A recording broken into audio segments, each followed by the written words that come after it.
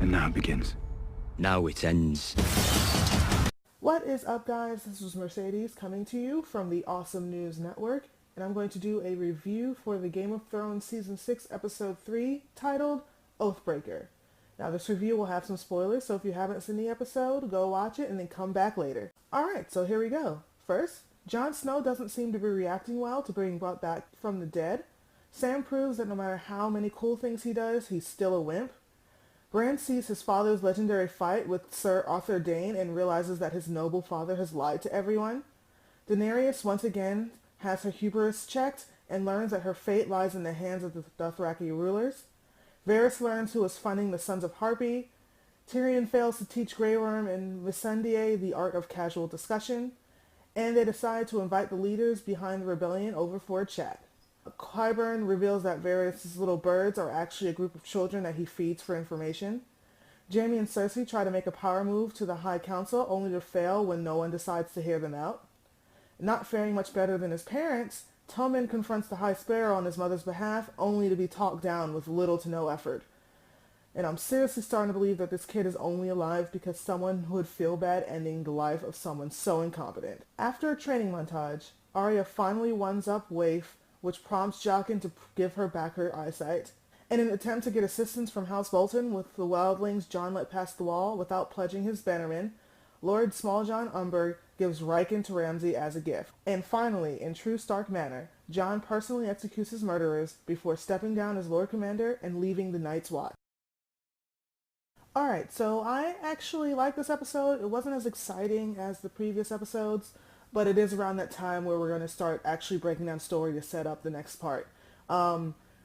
John's reaction of being resurrected made sense. You know, he's like, I shouldn't be here. How did this happen? Why am I back? Melisandre was like, what did you see? What did you see? I think she's still struggling with her relief and like was hoping that Jon would have had a message for her from the God of Light. And then Davos was just like, okay, Melisandre, chill.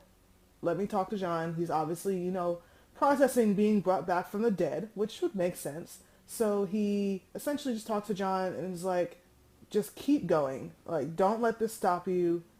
Keep being the man that you've always been. Though I'm not sure if what Jon does later in the episode is what Davos was thinking about. But hey, at least he got the ball rolling, because I could imagine Jon would have just sat in his room forever. Well, not forever, but just sat in his room trying to figure out exactly what his next step should be. And up next is what I believe will be the big moment for this season, at least pertaining to one of the most agreed upon fan theories of the Game of Thrones universe, which of course is R plus L equals J. If you don't know, there's a large group of fans that believe that Rhaegar Targaryen and Lyanna Stark had a child, and right when Lyanna was about to die, that's when Ned shows up and she makes him promise to protect Jon from Robert, because Robert is, of course, killing all Targaryens, so he has no one to fight him for the throne.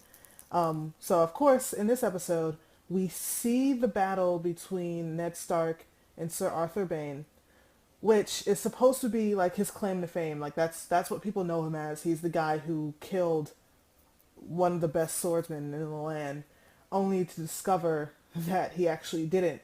That his friend Reed stabbed the guy in the back, which allowed Ned to cut his throat.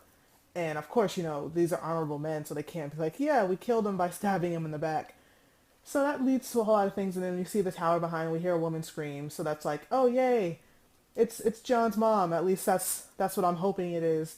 And of course the scene ended before we actually got to see that part, and I'm not sure like how long it's going to be before we go back to it.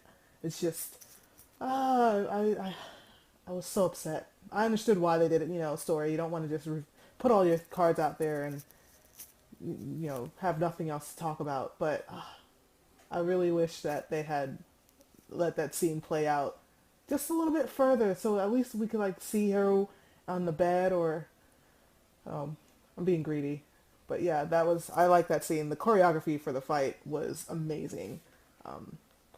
But by this point, we know that they have no problems with making fight scenes look great. I'm also loving this season's focus on having who we've always perceived as being the strong and powerful characters, be put in their place.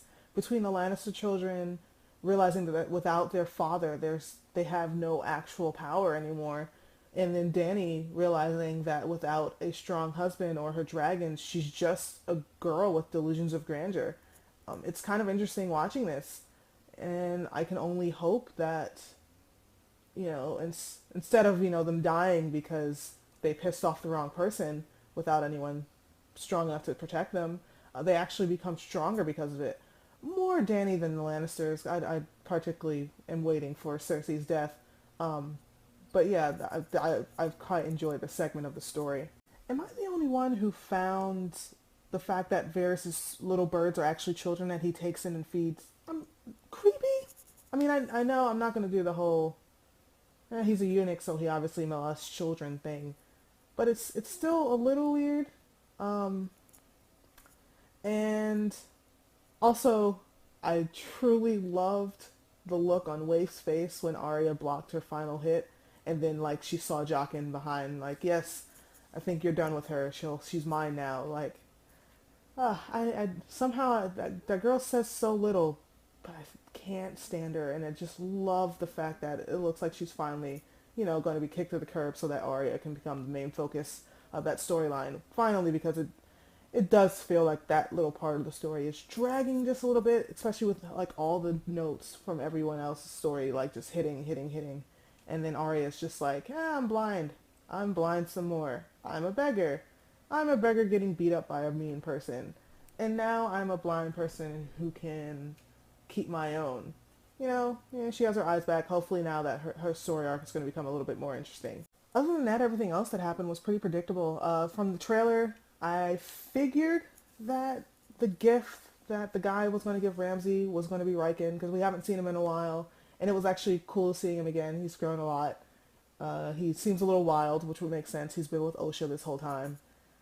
And then other than that, John's whole thing of stepping down as Lord Commander made sense, because he's all for honor and all that stuff, but his oath essentially died with him, and obviously he tried to do the right thing by the Night's Watch and ends up getting stabbed for it.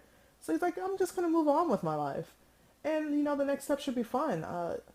I only hope that one of his stops along the way is going to be Winterfell to save his half brother from whatever crazy things Ramsay's going to do to him, and hopefully getting some sort of control of the North and start preparing people for the White Walkers that are coming, because we still haven't seen them, and that's only slightly concerning.